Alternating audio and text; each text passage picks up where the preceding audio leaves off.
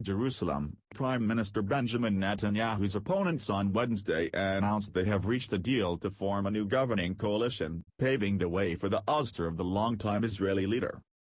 The dramatic announcement by opposition leader Yair Lapid and his main coalition partner, Naftali Bennett, came shortly before midnight deadline and prevented the country from plunging into what would have been its fifth consecutive election in just over 2 years. This government will work for all the citizens of Israel, those that voted for it and those that didn't. It will do everything to unite Israeli society, Lapid said. Under the agreement, Lapid and Bennett will split the job of Prime Minister in a rotation. Bennett will serve the first 2 years, while Lapid is to serve the final 2 years. The historic deal also includes a small Islamist party, the United Arab List, which would make it the first Arab party ever to be part of a governing coalition. The agreement still needs to be approved by the Knesset, or parliament, in a vote that is expected to take place early next week. If it goes through, Lapid and a diverse array of partners that span the Israeli political spectrum will end the record-setting 12-year rule of Netanyahu. Netanyahu, desperate to remain in office while he fights corruption charges, is expected to do everything possible in the coming days to prevent the new coalition from taking power. If he fails, he will be pushed into the opposition. Netanyahu has attempted to put pressure on hardliners in the emerging coalition to defect and join his religious and nationalist allies. Knesset Speaker Yair Lapid, a member of Netanyahu's Likud party, may also use his influence to delay the required parliamentary vote. Lapid called on Lapid to convene the Knesset for the vote as soon as possible. Netanyahu has been the most dominant player in Israeli politics over the past 3 decades, serving as prime minister since 2009 in addition to an earlier term in the late 1990s. Despite a long list of achievements, including last year's groundbreaking diplomatic agreements with 4 Arab countries, he has become a polarizing figure since he was indicted on charges of fraud, breach of trust and accepting bribes in 2019. Each of the past 4 elections was seen as a referendum on Netanyahu's fitness to rule.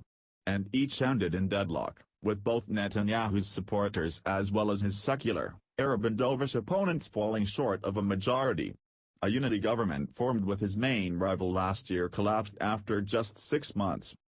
The New Deal required a reshuffling of the Israeli political constellation. 3 of the parties are led by hardline former Netanyahu allies who had personal feuds with him, while the United Arab List made history as a kingmaker, using its leverage to seek benefits for the country's Arab minority. This is the first time an Arab party is a partner in the formation of a government, the party's leader, Mansour Abbas, told reporters. This agreement has a lot of things for the benefit of Arab society, and Israeli society in general. Lapid, 57, entered parliament in 2013 after a successful career as a newspaper columnist, TV anchor and author. His new Yesh Atid party ran a successful rookie campaign, landing Lapid the powerful post of finance minister. But he and Netanyahu did not get along, and the coalition quickly crumbled. Yesh Atid has been in the opposition since 2015 elections. The party is popular with secular, middle-class voters and has been critical of Netanyahu's close ties with ultra-Orthodox parties and said the prime minister should step down while on trial for corruption charges.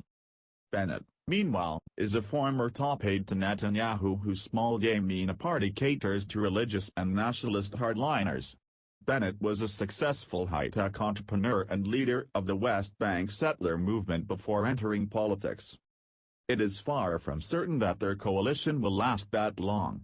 In order to secure the required parliamentary majority, Lapid had to bring together 8 parties that have little in common.